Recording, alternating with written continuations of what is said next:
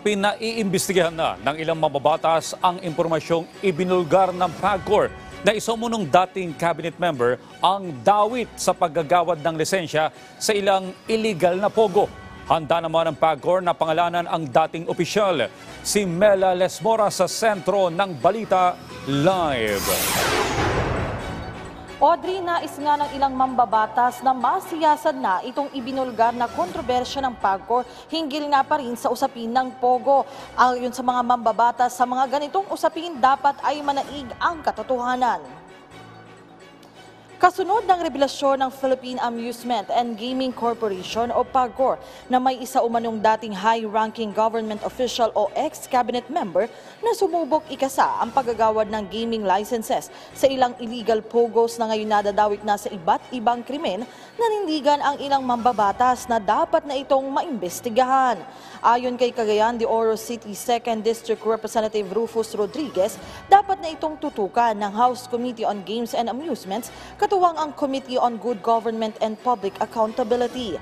Kasabay niyan, ang PAGCOR dapat din anyang pangalanan kung sino ang tinutukoy nila.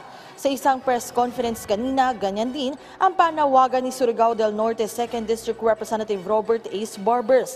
Anya, sa totoo lang, gusto niyang maban na ang lahat ng pogos sa bansa, legal man o illegal, dahil kahit may economic benefits man ito, hindi niyan mapapantayan ang perwisyong hatid ng pogo. Panawagan pa ni Barbers para mapalitan ang hatid nitong revenue, dapat ay mag-invest na lang ang Chinese companies sa iba pang negosyo. Sa isang pahayag ni PAGCOR Chairman and CEO Alejandro Tenco, iginit niyang handa naman siyang ihayag kung sino ang tinutukoy nilang ex-cabinet member sa isang proper venue kasabay ng pagtitiyak sa patuloy na pagtupad sa kanilang mandato. Sa mga puntong ito, balikan natin ang pahayag ni Congressman Barbers. Mas magandang i-total ban natin, both legal at saka illegal. No? Of course, yung illegal, wala tayong control dyan, kaya nga sila illegal. But yung legal, siguro it's now high time to stop allowing pogo operations in the country, considering na ito ay illegal naman sa kanilang bansa. I think if they want to help this country, they can probably invest in agriculture. With the help of a local partner. They can also invest in infrastructure. Meron naman tayong PPP.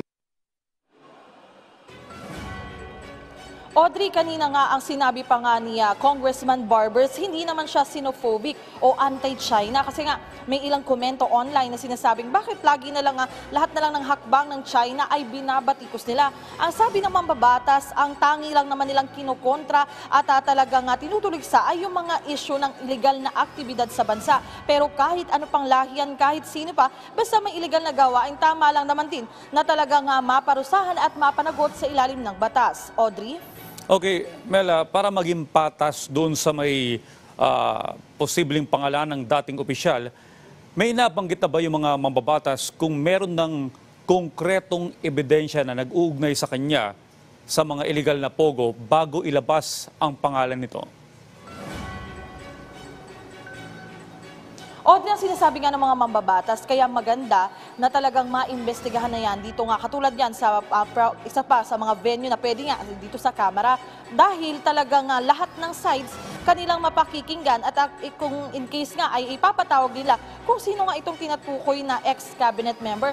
At sabi nga Audrey ng mga mambabatas, pwede rin namang executive session kung may mga sensitibong impormasyon na mabubunyag. Ang mahalagaan nila ay talagang matukoy kung ano nga ba, kung sino yung sinasabing ito at matukoy yung kwento sa likod niyan. Kasi nga Audrey, no, ang sinasabi nga ng ating mga mambabatas, may mga perwisyo at peligro ng hatid ito ng mga illegal na pogo. Kaya talagang lahat ng may kaugnayan sa isyong ito dapat ay talagang mailabas na. Audrey?